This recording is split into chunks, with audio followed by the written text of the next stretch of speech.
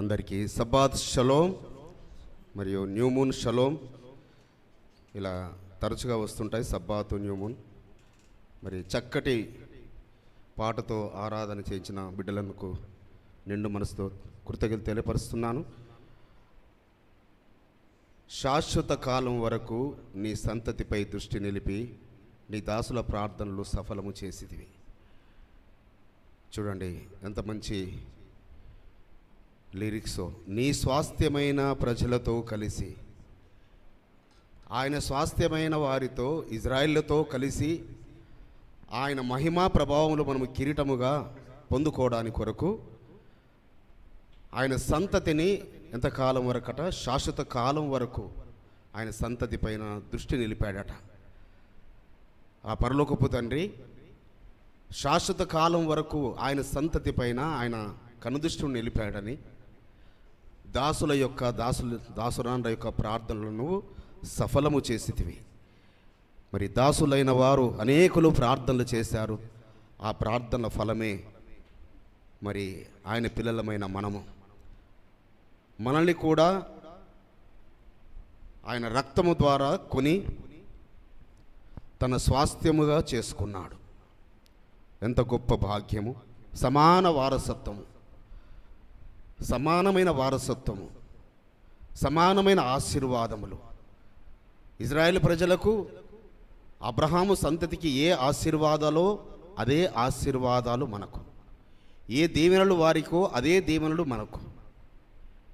వారిని ఎలా తన సంతతిగా ఎంచాడో మనల్ని కూడా తన సంతతిగా ఆయన జ్ఞాపకం చేసుకున్నాడు.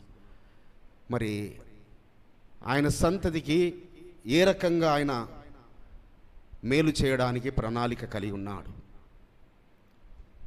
మన సంతతికి మనం మేలు చేయాలని చూస్తాం కదా. మరి పరలోకపు తండ్రి 1000 తరముల వరకు కృప చూపువాడు. అబ్రహాము గారి నుంచి మొదలుకొని ఇప్పటి వరకు కొన్ని 100 తరాలు అయ్యాయి తప్ప 1000 తరాలు అవ్వలేదు. కానీ 1000 తరాల వరకు ఆయన కృప చూపువాడు. చదవబడిన లేఖన భాగంలో ద్వితీయోపదేశ కాండము 12వ అధ్యాయము. మైకు మనీ చెల్లెమ్మకి ఇవ్వండి, మెసేజ్ విషయమై చెల్లెమ్మ ప్రార్థన చేస్తారు. ద్వితీయోపదేశ కాండం చదవబడిన లేఖన భాగంలో 12వ అధ్యాయము. ఈ ఒక్క మాట నేను చదువుతాను, 23 నుంచి 25 వరకు. అయితే రక్తమును తిననే తినకూడదు, భద్రము సుమి.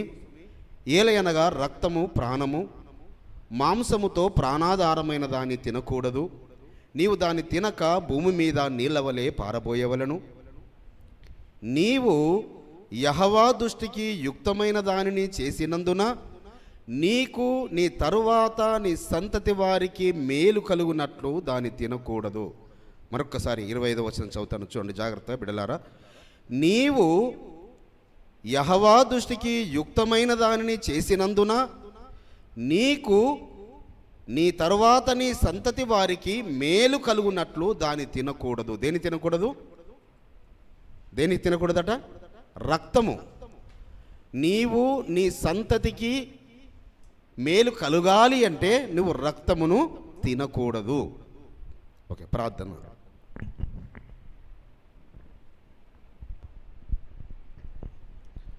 స్తోత్రం స్తోత్రం స్తోత్రం స్తోత్రం. మహాపరిశుద్ధుడా, మహోన్నతుడా, సర్వోన్నతుడా, సర్వాధికారి, సర్వశక్తిమంతుడిని ఆశ్వమిసే తండ్రి, ఎన్నిక లేని అర్హత లేని నన్ను తండ్రి నీ పరిశుద్ధ గుంపులో చేరి తండ్రి నిన్ను స్తుతించుటకు, నిన్ను ఆరాధించుటకు ఇచ్చిన ధన్యతను బట్టి నీకు స్తుతులు స్తోత్రములు నాయన. గడిచిన సబ్బాతు దినము నుండి ఈ సబ్బాతు దినములు మళ్ళీ కాచి కాపాడుతూ నీ సజీవ రెక్కలో ఉంచిన విధానాన్ని బట్టి కూడా నీకు స్తుతులు స్తోత్రములు చెల్లించుకుంటున్నాను తండ్రి.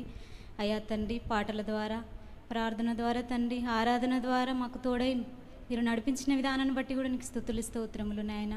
అయ్యా తండ్రి, అమూల్యమైన సమయములకు మేము వెలుచుండగా తండ్రి నాయన, అన్నయ్య తండ్రి నాయన వాక్యం చెప్పుచుండగా తండ్రి నీ కృప కాపుదల దయచిండి. అన్నయ్య నోటికి తండ్రి మీరే బోరగా వాక్యం అందించమని ప్రార్థిస్తున్నాము తండ్రి నాయన. విని కూడా తండ్రి మేము ఆ తండ్రి వాక్యం వదిలేయకుండా నీ వాక్యానుసారంగా జీవించే కృపను దయచేయమని అయ్యా తండ్రి అన్నయ్యకు వాక్యం చెప్పుచుండగా తండ్రి నాయన మీరే తండ్రి జ్ఞానాన్ని ఇవ్వమని ప్రార్థిస్తూ అన్ని విషయాల్లో మీరే మహిమ ఘనత ప్రభావాలు పొందుకోమని త్వరగా లోకరక్షకుడైన యాశ్వమిసే పరిశుద్ధ నామన స్తుతించి ప్రార్థించి వేడుకొంచున్నాం పరమ తండ్రి.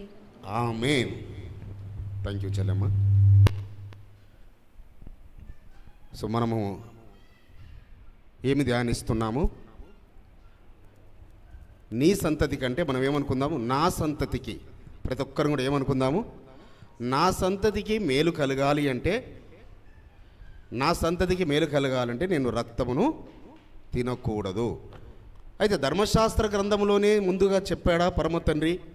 ధర్మశాస్త్ర గ్రంథంలో మోషే గారికి ఇవ్వబడిన సీనాయి పర్వతంకి వెళ్ళిన తర్వాత అక్కడే చెప్పాడా? అంతకుముందు ఎక్కడైనా చెప్పాడా? చూసినట్టయితే దానికన్నా ముందుగానే జలప్రలయం తర్వాత నోవాహు గారికి సెలవిస్తున్నాడు. ఆదికాండము 9వ అధ్యాయము 3, 4, 5 వచనాలు. ప్రాణము గల సమస్త చెరములు మీకు ఆహారమగును. పచ్చని కూర మొక్కలనిచ్చినట్లు వాటిని మీకిచ్చి ఉన్నాను. అయినను మాంసమును దాని రక్తముతో మీరు తినకూడదు.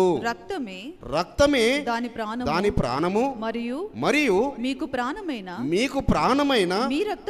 మీ రక్తమును గూర్చి విచారణ చేయుదును. దాని గూర్చి ప్రతి జంతువును నరులను విచారణ చేయుదును. ప్రతి నరుని ప్రాణమును గూర్చి వాని సహోదరుని విచారణ చేయుదును. సో నరుని యొక్క రక్తమును గురించి విచారణ చేస్తాడట. నీ సహోదరుని యొక్క రక్తమును గురించి విచారణ చేస్తాడట. నీ సహోదరి యొక్క రక్తమును గురించి విచారణ చేస్తాడట. ప్రతి జంతువు యొక్క రక్తమును గురించి కూడా విచారణ చేస్తాడట. ప్రతి జంతువు యొక్క అంటే మనం ఒలికించే ప్రతి జంతువు యొక్క ప్రతి పక్షి యొక్క రక్తమును గురించి విచారణ చేస్తాడట పరమ తండ్రి. అనగా పచ్చని కూర మొక్కల వలె నీకు ఇంతకాలం నువ్వు పచ్చని కూర మొక్కలు ఏదైనా వనంలో ఎలా తిన్నారో దాని వలె మీకు ప్రతి జంతువును ప్రతి జంతువు అనగా మళ్ళీ తినదగిన జంతువులు, తినకూడని జంతువులు ఉన్నాయి తెలుసు కదా. ఏ గ్రంథంలో ఉంటాయి? అందరూ మరి ధర్మశాస్త్రాన్ని నేర్చుకుంటున్న బిడ్డలారా, లేవియకాండం ఏ అధ్యాయం? లేవియకాండములో ఉంటుంది. ఎవరైనా చెప్తారా? లేవియకాండం ఏ అధ్యాయము? 11. Very good. సో లేవియకాండము 11వ అధ్యాయంలో ఏవి తినాలో ఏవి తినకూడదో స్పష్టముగా రాయబడింది. కాబట్టి నువ్వు తినే జంతువులలో పొరపాటును కూడా నువ్వు తినకూడదు. రక్తమును నీళ్ళ వలె పారపోయాలి. రక్తము మాంసములు కలిసి ఉంటుంది. అయితే ఆ రక్తము మాంసములో నుంచి విడదీయాలంటే అది చాలా పెద్ద ప్రాసెస్. అది మన వారికి అందరికీ బాగా తెలుసు రక్తమును. అయితే ఎలాంటి రక్తము ఎలా ఒలికించాలి? ఒక జంతువు యొక్క ఒక పక్షి యొక్క రక్తము పూర్తిగా దానిలో నుంచి దాన్ని కట్ చేసినప్పుడే ఎలా రక్తం వెళ్ళిపోవాలి అనగా దానికన్నా ముందుగా ఇంకొక మాట కూడా చూసుకుందాం. అదే లేవియకాండము 3వ అధ్యాయము 16వ వచనం. లేవియకాండము 3వ అధ్యాయము 16వ వచనం. యాజకుడు బలిపీఠము మీద వాటిని దహింపవలెను. క్రొవ్వంతయు యెహోవాదే. అది సువాసన గల హోమరూపమైన ఆహారము. మీరు క్రొవ్వునైనను రక్తమునైనను తినకూడదు. ముందుగా ఏం చెప్పాడు? రక్తము అని చెప్పాడు పరమ తండ్రి. కానీ ఇక్కడ ఇంకొకటి చెప్తున్నాడు, క్రొవ్వునైనా రక్తమునైనా. చూడండి ఎంత ఉన్నతమైన పరమవైద్యుడో, ఎంత ఉన్నతమైన పరమవైద్యుడు ఆయన. నా పిల్లలకు, నా సంతతికి వారికి రోగాలు రాకూడదు, నా సంతతికి మేలు కలగాలి అని సంతతిని ప్రేమించి ఆ పరమవైద్యుడైన ఆ పరమ తండ్రి ముందుగానే చెప్తున్నాడు, బిడ్డలారా మీరు క్రొవ్వును కానీ రక్తమును కానీ తినకూడదు. మీరు క్రొవ్వును కానీ రక్తమును కానీ. ఎందుకు? రక్తమేమో అది ప్రాణము. అది జంతువుకైనా మనిషికైనా ప్రాణం. నిజముగా మరి ఒకప్పుడు యాక్సిడెంట్లు జరిగితే రక్తం ఎక్కించాలంటే చాలా, ఎందుకంటే దాదాపుగా రక్తము కనుగొనబడి రక్తమును ఎక్కించడం అంటే ఒక మనిషి నుంచి మనిషికి మార్పిడి చేయడము రక్తమును దాదాపుగా ఎన్ని సంవత్సరాలు అయింది చెప్పగలుగుతారు ఎవరన్నా? సో 200 సంవత్సరాలు కావస్తుంది. 207 సంవత్సరాలు మొట్టమొదటిగా ఒక మనిషి నుంచి మనిషికి రక్తము ఇంగ్లాండ్ దేశంలో 1818లో రక్తము మార్పిడి చేశారు. అంతకన్నా ముందు మరి 250 సంవత్సరాల ముందే 260 సంవత్సరాల ముందు అనగా దానికన్నా 160 సంవత్సరాల ముందు కుక్కలకు రక్తాన్ని ఎక్కించారు. ముందుగా పరిశోధకులు ఒక కుక్క రక్తము వేరే కుక్కకి ఎక్కిస్తే ఏమైనా అవుతుందా అని. కుక్క బాగానే ఉంటుంది. తర్వాత గొర్రె నుంచి గొర్రెకు ఇలా చేస్తూ చివరిగా 1818లో అనగా 200 ఎన్ని సంవత్సరాలు అవుతుంది? 207 సంవత్సరాలు 207 ఇయర్స్ అవుతుంది. సో అంతకుముందు మరి యాక్సిడెంట్ అవుతే లేకుంటే ఏదైనా అవుతే మరి రక్తము ఏదైనా గొడ్డలి తాకో లేకుంటే ఇంకేదో రక్తస్రావం అయితే వారు చనిపోవలసిందే. కానీ రక్తమును ఎక్కించే ప్రాసెస్ మరి పరమ తండ్రి మానవునికి ఆ జ్ఞానమునిచ్చాడు. అయితే రక్తమును ఒక జంతువు రక్తమును మనిషికి ఎక్కించొచ్చా అని కూడా పరిశోధనలు చేశారట. ఒక జంతువు యొక్క రక్తము అయితే అది కొంతకాలానికి వారికి రోగాల బారిన పడేస్తుందని మళ్ళీ పరిశోధకులు జంతు రక్తము మానవునికి రక్తానికి సూటబుల్ కాదు. వీరెవరు? ఈ శాస్త్రవేత్తలు, బైబిల్ తెలియని శాస్త్రవేత్తలు, పరిశుద్ధ గ్రంథము తెలియని శాస్త్రవేత్తలు. మళ్ళీ పరిశుద్ధ గ్రంథంలో రక్తము తినకూడదని, మనిషి జంతువు యొక్క రక్తము తినకూడదని ఉన్నదని మరి నిజంగా మ్యాన్ ఈటర్సు అంటారు, తెలుసు కదా మనకు, నర మాంస భక్షకులు. మరి వారు ఎలా జీవించారో మనము చెప్పలేము. కానీ పరమ తండ్రి మరి వ్యాధుల బారిన పడకూడదంటే, ఆయన సంతతికి మేలు కలగాలంటే మనము రక్తము తినకూడదని ఇంకా చెప్తున్నాడు. అదే లేవియ కాండములో 17వ అధ్యాయము 10, 11, 12 వచనాలు. లేవియ కాండము 17వ అధ్యాయము చదవమ్మా. ఇశ్రాయేలీయుల కుటుంబంలోనేమి మరియు ఇశ్రాయేళ్ల కుటుంబంలోనేమి మీలో నివసించు పరదేశులలోనేమి ఒకడు దేని రక్తమును తినినను రక్తము తినువానికి నేను విముఖుడనై జనులలో నుండి పరమతను ఎంత స్ట్రిక్ట్ గా చెప్తున్నాడు చూడండి. బిడ్డలారా, మీరు కానీ మీ మధ్యలో నివసించు పరదేశులు కానీ, అంటే ఈ భూమి మీద వేరే మానవులు తినొచ్చని చెప్తున్నాడా?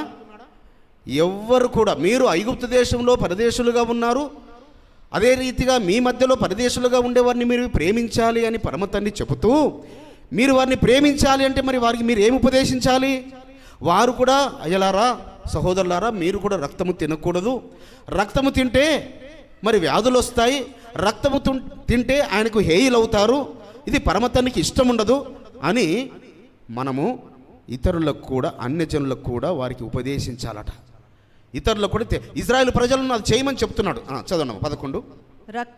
రక్తము దేహమునకు ప్రాణము మీ నిమిత్తము ప్రాయశ్చిత్తము చేయునట్లు బలిపీఠం మీద పోయుటకై దానిని మీకు ఇచ్చి తిని రక్తము దానిలోనున్న ప్రాణమును బట్టి రక్తము ద్వారా ప్రాయశ్చిత్తము జరుగుతుంది బలుల సమయంలో చెప్తున్నాడు. సో రక్తము దాని యొక్క ప్రాణము కాబట్టి, దాని ప్రాణము ఉంది అందులో కాబట్టి, ఆ ప్రాణము ద్వారా మీ యొక్క అపరాధముల కొరకు, మీ పాపముల కొరకు, మీ దోషముల కొరకు, మీ శిక్ష కొరకు ఆ రక్తము ద్వారా బలిపీఠం మీద ప్రోక్షించడం ద్వారా మీకు ప్రాయశ్చిత్తం కలుగుతుంది. కాబట్టి రక్తము అలా పాప పరిహారార్థ బలిగా లేక సమాధాన బలిగా రక్తము చిందించాలి తప్ప మీరు రక్తమును తినకూడదు. కాబట్టి మీలో ఎవడును రక్తము తినకూడదనియు మీలో నివసించు ఏ పరదేశియు రక్తము తినకూడదని నేను ఇశ్రాయేలుకు ఆజ్ఞాపించితిని. అయ్యలారా, బిడ్డలారా, మీరే కాబట్టి ఆ యొక్క జంతువు యొక్క ఆ యొక్క మరి రక్తము దానికి ప్రాణము కాబట్టి, అది ప్రాణముగా, అది పాపము నిమిత్తమై అర్పించడానికి అది పనికొస్తుంది తప్ప మీరు దాన్ని తినకూడదు. కాబట్టి మీరు కానీ మీలో ఉన్న పరదేశి కానీ ఎవరు కూడా రక్తము తినకూడదు. ఒకవేళ మీరు తిన్నట్టయితే మీరు నాకు విరోధులవుతారు, మీరు నాకు విరోధముగా పాపము చేసిన వారు అవుతారు. ఎందుకు పాపము చేసిన వారం అవుతున్నాము? ఆయన మాట వినకుండా మనము తినకూడని రక్తము తిని రోగాలు తెచ్చుకుంటున్నాం. రోగాలు తెచ్చుకుంటుంటే ఎవరి నామం దూషించబడుతుంది? ఆయన నామం ధరించుకున్న ప్రజలం కదా. ఆయన నీతిని అనుసరిస్తున్న ప్రజలం కదా. మనకు రోగాలు వస్తే మరి ఆయన ఆరాధిస్తున్నవారట, ఆయన ఆజ్ఞలు ఆచరిస్తున్నవారట, ఆయన సబ్బాతులు పండుగలు చేస్తున్నవారట. కానీ వాళ్ళకి ఈ వ్యాధి వచ్చింది, ఈ భయంకరమైన వ్యాధి వచ్చింది. మాకు వస్తున్నాయి వ్యాధులు, వారికి వస్తున్నాయి. మాకు వారికి ఏం తేడా? కాబట్టి ఆయన నామము దూషించడానికి కారకులం అవుతాము. కాబట్టి మీరు నాకు విరుద్ధంగా పాపము చేసిన వారు అవుతారు. బిడ్డలారా, మీరు రక్తము తినకూడదు. ఇంకొక మాట కూడా సంఖ్యాకాండము 15:15లో చెప్తాడు, మీకును పరదేశకుని ఒకటే కట్టడ, ఒకటే న్యాయవిధి అని చెప్తుంటాడు. చూడండి, సంఖ్యాకాండం సంగమునకు అనగా మీకును మీలో నివసించు పరదేశికుని ఒక్కటే కట్టడ. చూడండి బిడ్డలారా, సంఘమునకు అనగా మనకు, సంఘానికి వచ్చే, సమాజానికి వచ్చే ఆయన బిడ్డలమైన మనకును, మన మధ్యలో నివసించే పరదేశులకు కూడా ఒకే కట్టడ. అది మీ తరతరములకుండు నిత్యమైన కట్టడ. ఇది కొంతకాలం మటుకు కాదు, తరతరాలకు, జనరేషన్స్ టు జనరేషన్. సో ఇది నిత్యమైన కట్టడ, ఎవర్ లాస్టింగ్ కావనెంట్. సో కాబట్టి మీకు మీ మధ్యలో ఉన్న పరదేశులకు ఒకటే కట్టడ, ఒకటే న్యాయవిధి. మరి మా గ్రామంలో అయితే మరి మాకు ఎక్కువ ముస్లిమ్స్ ఉండేవారు. వారు చనిపోయిన దాన్ని వాళ్ళు నాటుకోళ్ళు బాగా పెంచేవారు. మరి చనిపోయిన కోళ్ళను వాళ్ళు తినకుండా అనేకులైన అన్ని జనులకు ఇచ్చేవారు. మరి అప్పుడు మరి తెలియక వీరు తినేవారు. అంటే ఎందుకంటే అన్ని జనులకు తెలియదు దాని గురించి, రక్తం తినకూడదని తెలియదు. ఇంకా తినకూడదు సరి కదా, రక్తాన్ని, మేక యొక్క గొర్రె రక్తాన్ని సపరేట్గా దాన్ని పెట్టుకొని దాన్ని ఫ్రై చేసుకొని తింటారు. మేము తిన్నవారం, ఎందుకంటే తెలియక తిన్నవారము. మరి దాన్ని బట్టే కొన్ని వ్యాధులు వచ్చాయేమో ఈ దేహాలలో. ఎందుకంటే తెలియక తిన్నాం కదా, తెలియక తిన్నా. కానీ పరమ తండ్రి కృపను బట్టి తెలియక తిన్నాం కాబట్టి ఆయన క్షమించాడు. ఆ వ్యాధులన్నీ ఆయన తీసివేసే సమర్థుడు, శక్తిమంతుడు. బిడ్డలారా, తెలియక తప్పిదం చేశాము, తెలియక పొరపాటు చేశాము, కానీ వ్యాధి వచ్చింది. కానీ ఆ వ్యాధులను తీసివేయగల శక్తిమంతుడు, ఆయన సమర్థుడు. కాబట్టి బిడ్డలారా, మనకును పరదేశానికి ఒకటే కట్టడ, ఒకటే న్యాయవిధి. కాబట్టి మనం ఇతరులకు, అంటే పర్వాలేదు మనం చనిపోయిన దాన్ని, మనకు ఏదో కోళ్ళు పెంచుకున్నాము, దాన్ని తీసుకెళ్ళి చనిపోయిన దాన్ని అన్యులకు ఇవ్వాలని కాదు, దాన్ని తీసుకెళ్ళి ఓ భూమిలో పాతి పెట్టేసేయాలి. ఏం చేయాలి? దాన్ని భూమిలో పాతి పెట్టేసేయాలి. అంతేకాకుండా ఇంకొక మాట కూడా చెప్తాడు, మీరు చీల్చబడింది కూడా తినొద్దు బిడ్డలారా అంటాడు. లేవియకాండము 17వ అధ్యాయము, 15వ వచనం. మరియు కళేబరమునైనను చీల్చబడిన దానినైనను తిను ప్రతివాడు దేశమందు పుట్టినవాడేమి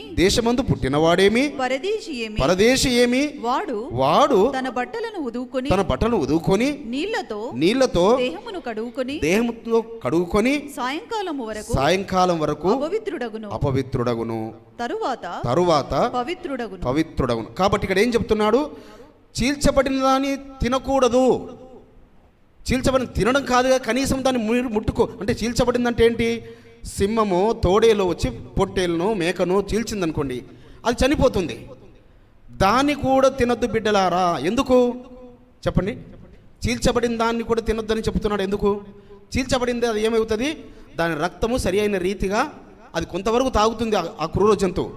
మిగతా రక్తం అంతా తన దేహములోనే గడ్డ కట్టిపోతుంది.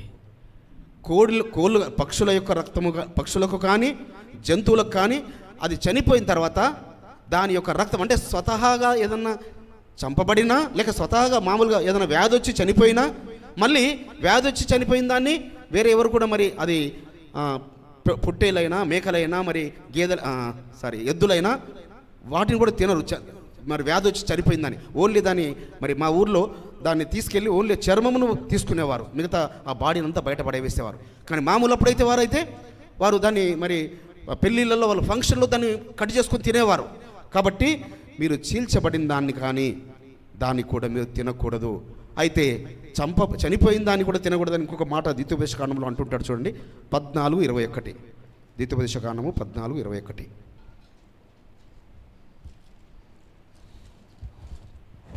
చచ్చిన దానిని మీరు తినకూడదు. చాలమ్మా, చచ్చిన దానిని కూడా మీరు తినకూడదు. అయితే స్పష్టంగా జాగ్రత్తగా వినండి బిడ్డలారా. జంతువునైనా, ఏ జంతువు, మనం తినదగిన జంతువు అయినా, తినదగిన పక్షి అయినా అది చనిపోయిందని మనం తినకూడదు. కానీ చేపల సంగతి ఏంటి అని అడుగుతుంటారు. చేపల సంగతి ఏంటి? చేపలు పరమ తండ్రి, మరి దాని నిర్మాణం అలాంటిది. మరి ఎక్కడి నుంచో మనకు ఆంధ్ర నుంచి ఆ ఐసులో పెట్టి వస్తుంది, ఇక్కడ కట్ చేస్తే రక్తం వస్తుంది. అంటే చేప యొక్క రక్తము గడ్డ కట్టదు. చేప యొక్క రక్తము కరెక్ట్ కదా అన్న? చేపను కట్ చేసినప్పుడు, చనిపోయిన చేపను కట్ చేసినప్పుడు దాని రక్తం వస్తుంది కదా, రక్తం వస్తుంది.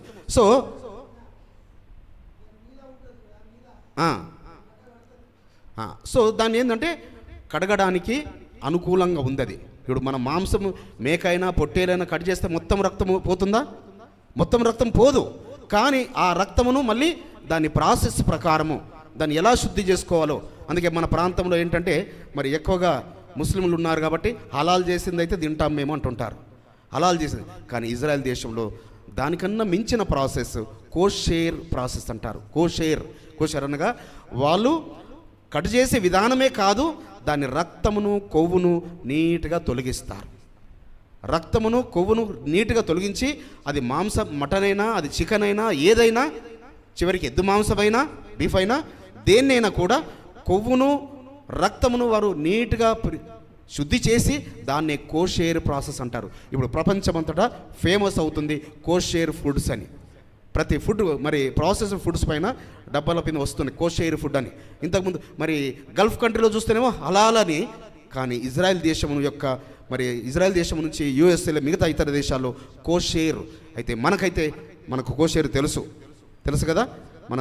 మరి నిన్న నెలపడుపున్నాడు మనకు మటన్ వండారు, ఏ రీతిగా దాన్ని శుద్ధి చేసి రక్తము లేకుండా ప్రాసెస్ చేస్తున్నారు. కాబట్టి రక్తమును కొవ్వును మరి కొవ్వు విషయంలో కూడా జాగ్రత్తలు ఆల్రెడీ తీసుకుంటున్నారు. ఇంకా జాగ్రత్తలు తీసుకోవాలని నా యొక్క ప్రేమపూర్వకమైన విజ్ఞాపన పరిశుద్ధులందరికీ. కాబట్టి రక్తము కొవ్వును తినగా వ్యాధులు వస్తున్నాయని ఇప్పుడు డాక్టర్లు చెప్తున్నారు. మరి ఏదన్నా మనకు వ్యాధి రాగానే ఏమంటారు? బ్లడ్ టెస్ట్ చేయమంటారు. ఫస్ట్ ఏమంటారు? బ్లడ్ టెస్ట్ చేసే ముందు ఏమడుగుతారు? మీ అమ్మ నాన్నకి ఏమన్నా షుగర్ ఉందా? మీ అమ్మ నాన్నకి ఏమన్నా హార్ట్ జబ్బులు ఉన్నాయా? మీ అమ్మ నాన్నకి ఏమైనా లివర్ జబ్బులు ఉన్నాయా? మీ అమ్మ నాన్నకి ఏమైనా ఊపిరితిత్తుల జబ్బు? ఇలా జనరేషన్ అడుగుతారు. అందుకే ఏమన్నా పరమ తండ్రి, నీ సంతతికి మేలు కలుగునట్లు నీవు రక్తమును తినకూడదు. మరి ఇక మీకు అర్థమవుతుంది, జనార్దన మా నోళ్ళు కాదు మాత్రం నా కడుపులు అన్నీ కట్టేస్తున్నాడు. మరి వాళ్ళు ఎలా తినడం లేదట. ఇది మేము మరి సత్యంలోనికి రాకమునుపు ప్యారడైజ్కి చాలాసార్లు వెళ్ళి తినేవాళ్ళం. కానీ మా బిడ్డలకు మరి ప్యారడైజ్ బిర్యానీ వాళ్ళకి తెలియదు, కానీ ప్యారడైజ్ మించిన బిర్యానీ చేసుకునే మనుషులను పరమతని మనకు ఏర్పాటు చేశాడు. మనం చేసుకుంటున్నాం మన ప్రాసెస్ చేసి. కాబట్టి బయట చేసే దేనిలో కానీ ఆ రక్తమును కొవ్వును శుద్ధి చేయరు. కాబట్టి మనము తిన్నట్టవుతే పరమతండ్రి ఆజ్ఞను మీరిన వారం అవుతున్నాము, ఆయనకు విరుద్ధముగా. సో దానివల్ల ఎవరికి జబ్బులు తెచ్చుకుంటున్నాము? మనకే జబ్బులు తెచ్చుకుంటున్నాము. ఆయన నామానికేమో దూషణ వస్తుంది,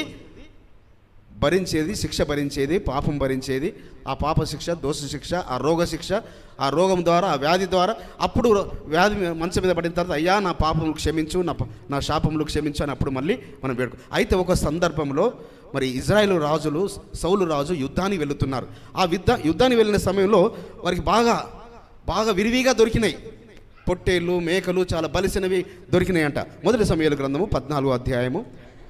దొరికినప్పుడు ఇక జనులు ఎలా అంటే, యుద్ధంలో ఉన్న వారికి ఎలా ఉంటుంది చెప్పండి?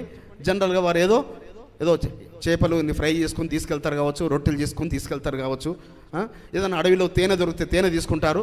కానీ వారికి ఏంది, దోపుడు సొమ్ము దొరికింది అన్నట్టు. ఇజ్రాయెల్ ప్రజలకు దోపుడు సొమ్ము బాగా పొట్టేళ్ళు, మేకలు దొరకగానే ఒక్కొక్కరు ఇష్టం వచ్చిన రీతిగా ఎవరికి వారే కట్ చేసుకుంటున్నారు. హడావుడిగా రక్తము శుద్ధి చేయకుండా తిన్నారట. రక్తము చూడండి, మొదటి సమూయేలు గ్రంథము 14వ అధ్యాయము 32-33 వచనాలు. జనులు దోపుడు మీద ఎగబడి గొర్రెలను ఎడ్లను పెయ్యలను తీసుకొని నేల నేల మీద వాటిని వధించి రక్తముతోనే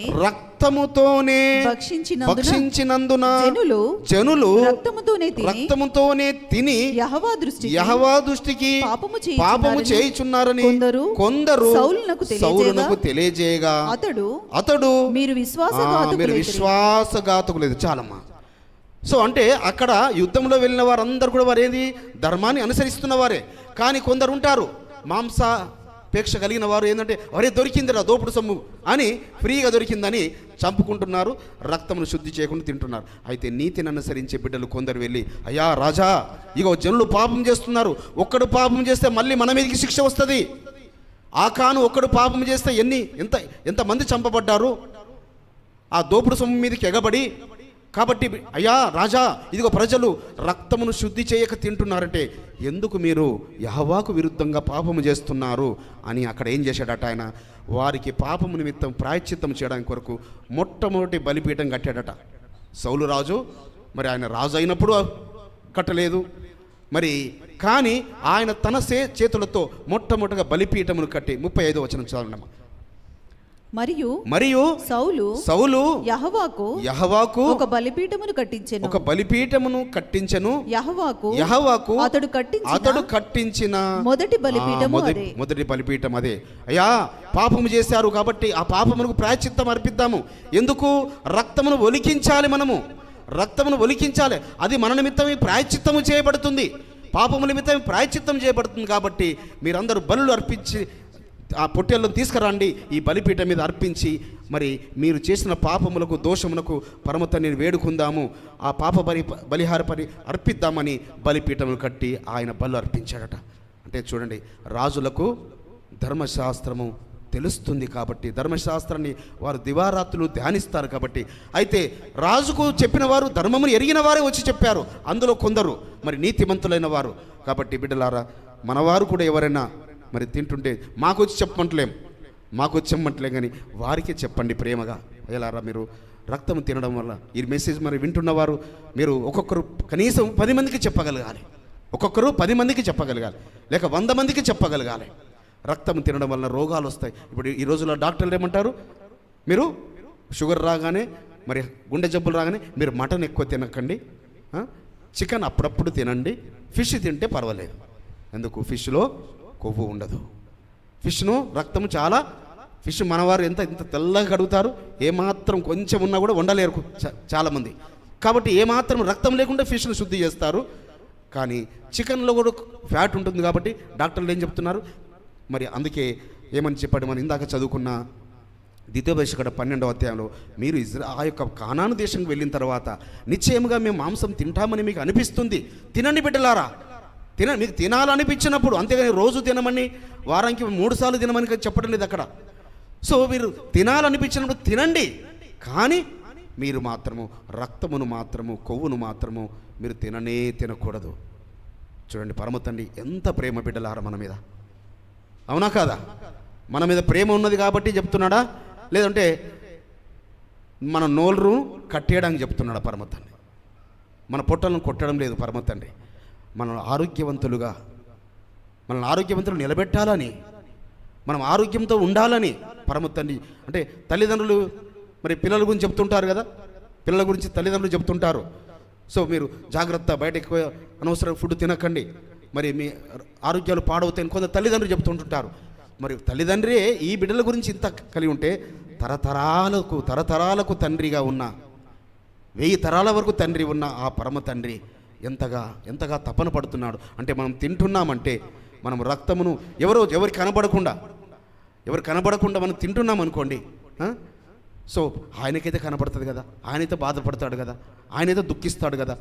మరి దాని ద్వారా మనము శిక్షనైతే కొని తెచ్చుకుంటాం తప్ప మరి ఎంత మాత్రము అది ఆశీర్వాదకరము కాదు. ఒక మాట కీర్తనకారుడు చక్కటి మాట ఈ ఉదయకాలంలో దీన్ని ధ్యానిస్తున్నప్పుడు ఈ మాట నాకు కళ్ళకు అగుపడింది. 73వ కీర్తన 7వ వచనం. 73వ కీర్తన 7వ వచనం. కొవ్వు చేత వారి కన్నులు మెరకలైనవి. చాలమ్మా. కొవ్వు చేతనట, కొవ్వు తినడం వల్ల ఏమవుతాయట, కళ్ళకు గుడ్డితనం వస్తుందట. కొవ్వు తినడం వల్ల వారికి గుడ్డితనము అనగా మరి ఈ రోజులలో చిన్న బిడ్డలకే, ఎవరిని కోపం రావద్దు, చిన్న బిడ్డలకే భూతద్దాలు వచ్చేస్తున్నాయి. ఎందుకు వస్తున్నాయి బిడ్డలారా? సో ఇక మీరే అంటే వాళ్ళ తల్లిదండ్రులు తిన్నదాన్ని బట్టో లేకుంటే పిల్లలు తిన్నదాన్ని బట్టో చిన్నపిల్లలకి, పుట్టిన పిల్లలకి 4 సంవత్సరాలు 5 సంవత్సరాల పిల్లలకి వస్తున్నాయి. సో కనుల జబ్బులు వస్తున్నాయంటే తల్లిదండ్రులు అంటే నీవు నీ గర్భఫలమును నీ బిడ్డలను అంటే తల్లులు కాబోతున్న బిడ్డలారా, తండ్రులు కాబోతున్న యవనస్తులారా, మీకు శ్రేష్టమైన సంతతి కావాలంటే, శ్రేష్టమైన సంతానం కావాలంటే, ఆరోగ్యవంతులైన బిడ్డలు కావాలంటే ఆయన మాట వినండి, ఆయన మాటకు లోబడండి, విధేయులవ్వండి. ఆయన మాటకు విధేయులై కొవ్వును రక్తమును త్యజించండి, దాన్ని అసహ్యంగా ఎంచండి.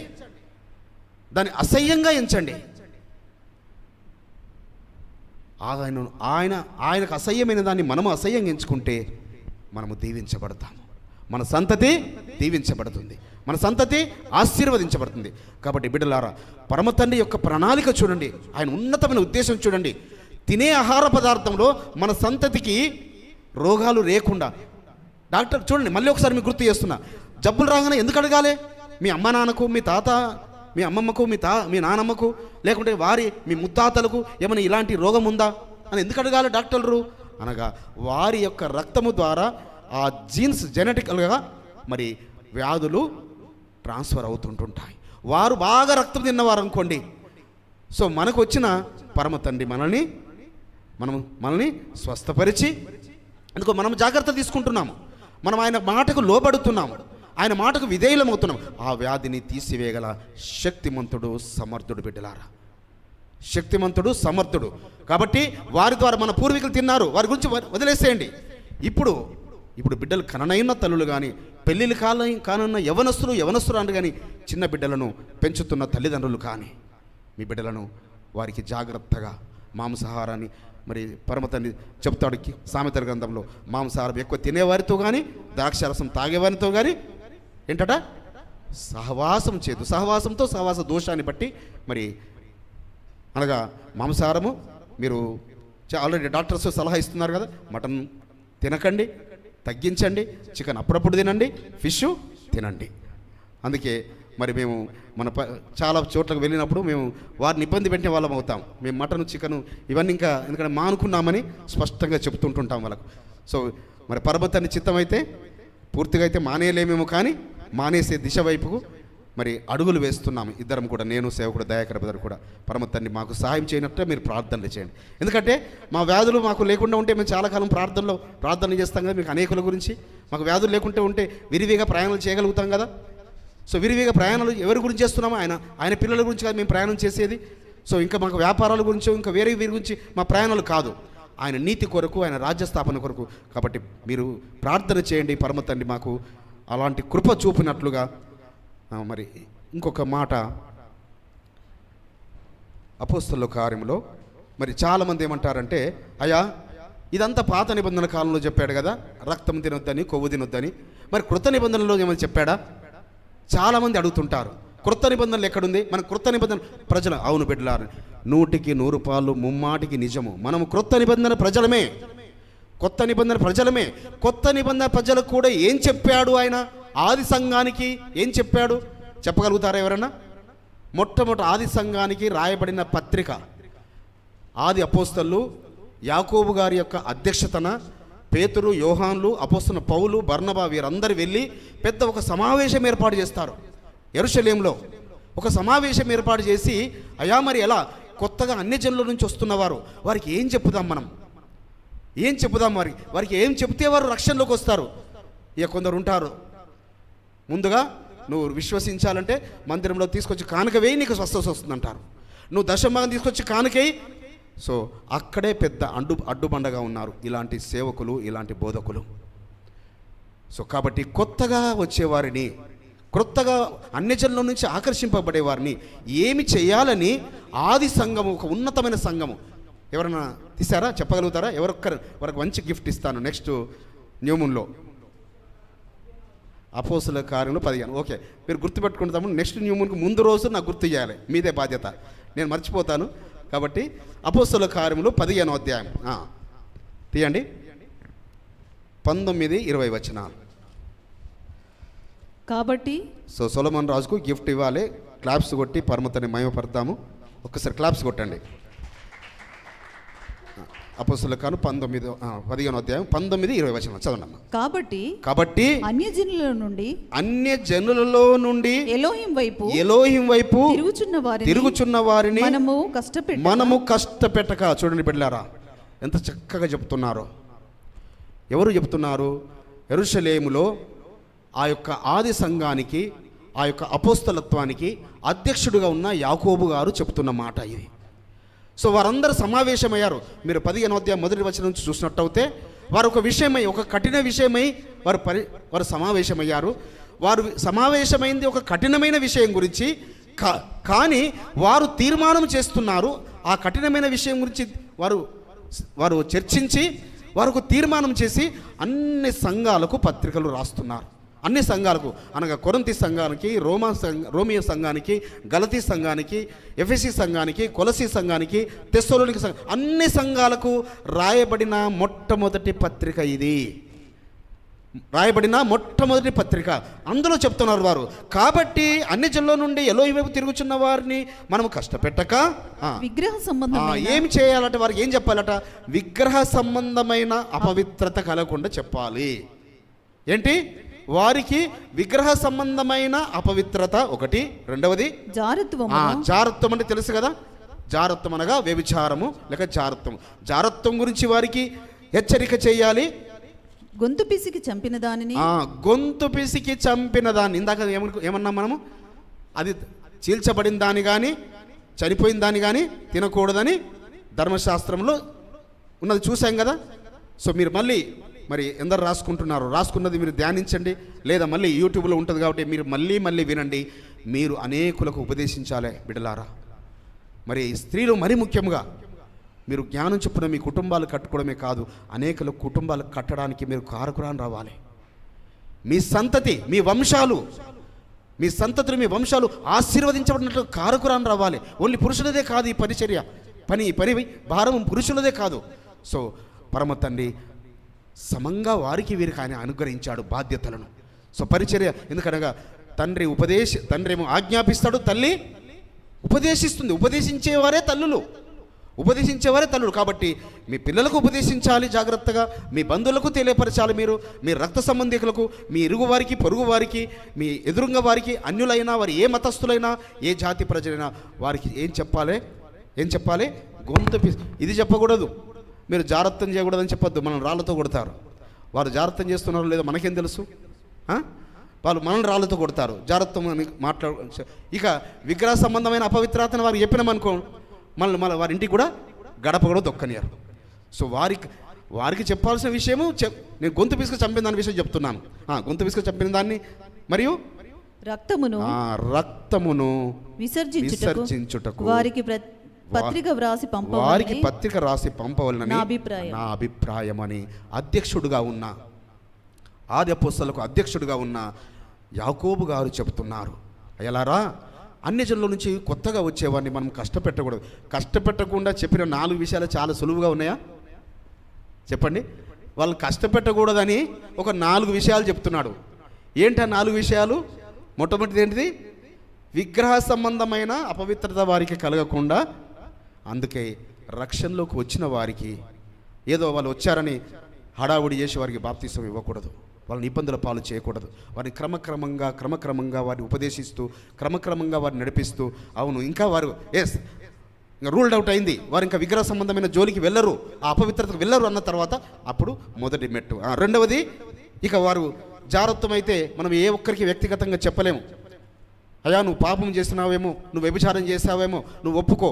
అందుకే సర్వపాపములు, రహస్య పాపములు, ప్రతి పాపము ఒప్పుకోవాలని మనం చెబుతుంటున్నాం. మన తలంపుల ద్వారా చేసిన పాపములు కూడా ఒప్పుకొని క్షమాపణ పొందితమన్న తర్వాత బాప్తిస్తానికి సిద్ధపడాలని మనం చెప్పాలి. రెండవదేమో జాగ్రత్తము, మూడవది గొంతు పిసికి చంపిన దాన్ని తినకూడదని, నాలుగవది రక్తాన్ని తినకూడదని. కాకపోతే ఇక్కడ క్రొవ్వు రాయబడలేదు, మనకు తెలుసు కాబట్టి నేను చెప్తున్నాను. సో 4 విషయాలు చెప్పారు ఆది సంఘానికి. ఇది యాషువా మెస్సయ్య రక్తంలో కడగబడిన బిడ్డలకు, క్రొత్త నిబంధన ప్రజలకు చెప్తున్న మాటలు ఇవి. ఈ 4 అయితే మీకు అందరు గుర్తుండాలి కదా.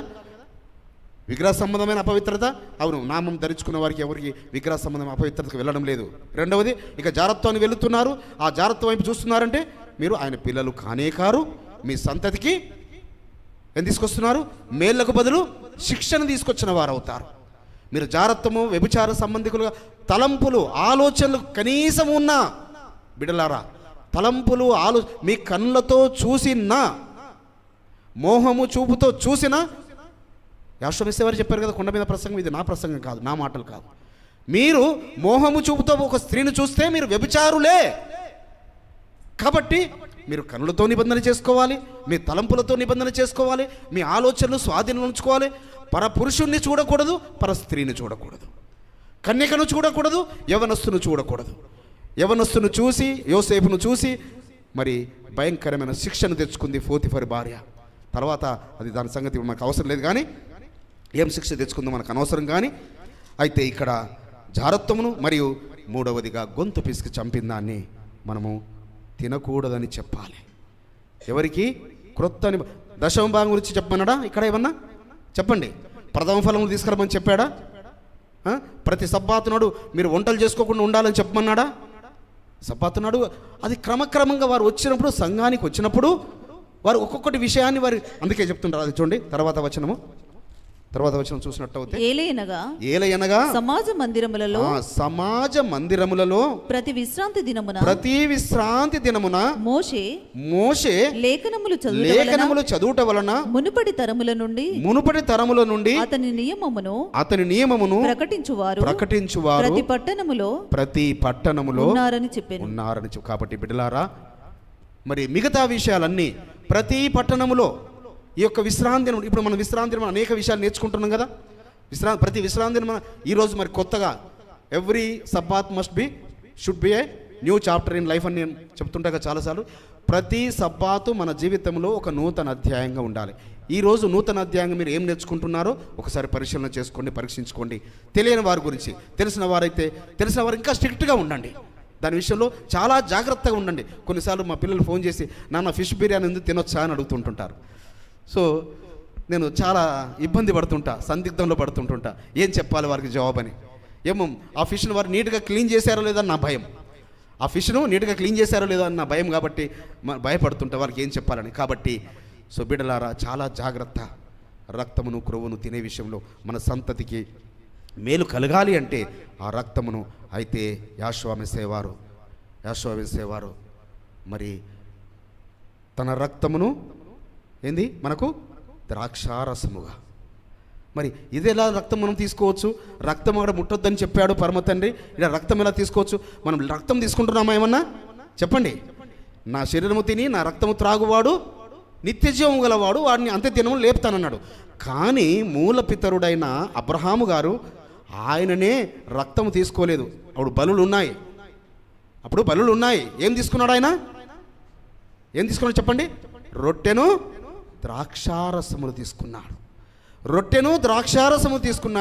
ఆయన రక్తము ముట్టలేదు, ఆయన రక్తము తాగలేదు. బలులు ఉన్నప్పటికీ, అనగా అబ్రహాము గారికి అప్పటికే తెలుసు. ఎందుకనగా నోవహు గారికి తెలియపరిచిన పరమ తండ్రి అబ్రహాం గారికి స్నేహితుని తెలియపరచడా రక్తమును ముట్టకూడదు, కొవ్వును ముట్టకూడదని?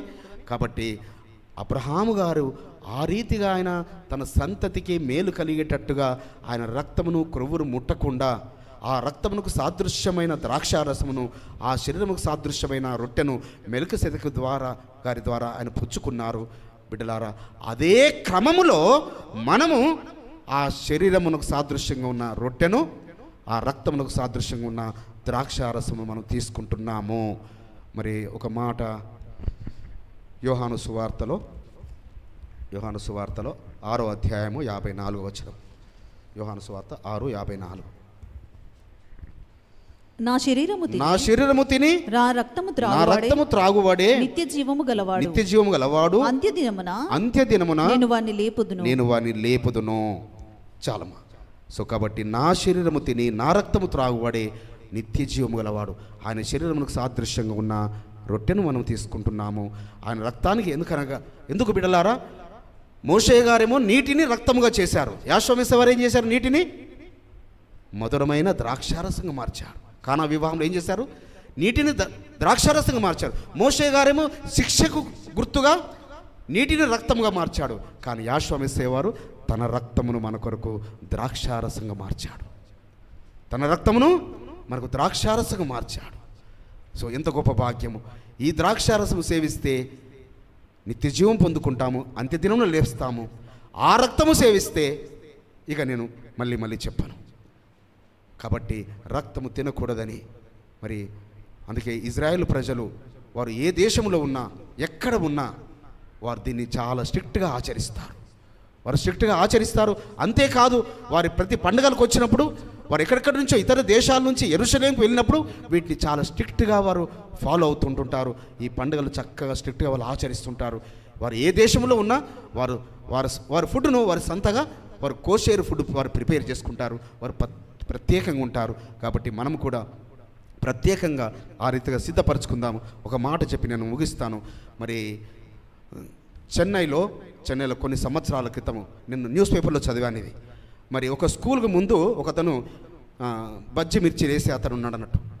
అయితే అతను మరి ఆ బజ్జి మిర్చిలు వేసి ఆ స్కూల్ పిల్లలకు వాళ్ళకు బ్రేక్ టైంలో వచ్చి వాళ్ళు తింటున్నారు. అయితే ఒక్కొక్కరికి ఎయిడ్స్ బయటపడింది ఆ స్కూల్లో నుంచి. సో ఆ తల్లిదండ్రులను చాలా అవమానంగా చూస్తున్నారు. ఒకరి ముందుకు ఒకరికి బయటపడగానే ఆ తల్లిదండ్రులు ఏ పాపం చేశారో ఈ బిడ్డకు ఎయిడ్స్ వచ్చిందని అలా 1 by 1 23 మందికి ఎయిడ్స్ అని తేలిన తర్వాత సో అప్పుడు గవర్నమెంట్కు డౌట్ వచ్చింది. ఆ స్కూల్ వారి మేనేజ్మెంట్ డౌట్ వచ్చి గవర్నమెంట్కు రిపోర్ట్ చేయడంతో అక్కడ వారందరూ మరి సర్వే చేపిస్తే ఆ స్కూల్కు ముందుగా ఉన్న అతను ఎయిడ్స్ వ్యాధి కలిగిన వ్యక్తి. అతను ఆ మిర్చిసో ఆ బజ్జీలో కట్ చేసినప్పుడు తన కొంచెం బ్లడ్ చుక్క కలిసిందో ఎంత కలిసిందో మరి వేడిలో బ్లడ్ చచ్చిపోవాలి కదా, దాని మరి అవి ఆ రీతిగా ఆ ఎయిడ్స్ వ్యాధి చేత 23 బలైపోయారు. కాబట్టి కొన్నిసార్లు అమాయకులు అలాంటి వ్యాధులకు బలి అవుతుంటుంటారు. కాబట్టి వారిని కూడా మనము ఆశీర్వాదం నడిపించిన వారం అవుతాము. రక్తము తినకూడదని. ఎందుకంటే తల్లి రక్తమే బిడ్డకు సరిపోదు. మన రక్తం ఎవరికి పడితే వాళ్ళకి ఎక్కించవచ్చా? సో గ్రూప్స్ మ్యాచ్ అవ్వాలి. ఆ బ్లడ్లో ఏమి తెగుళ్ళు ఉండకూడదు. అప్పుడే మనుషుల రక్తాన్ని మనుషులకు ఎక్కిస్తారు. కాబట్టి రక్తము తినకూడదు బిడ్డలారా. మన సంతతికి మేలు కలుగునట్లుగా, మన సంతతికి ఆశీర్వాదం పొందుకున్నట్లుగా పరమతండ్రి ఆజ్ఞకు మనం విధేయులమవుదాము. మన సంతతికి తరతరాలకు వ్యాధులు లేని బిడ్డలను మనము సంపాదించుకుందాం. అట్టి కృప పరమతండ్రి మనందరికీ అనుగ్రహించును గాక. ఆమేన్.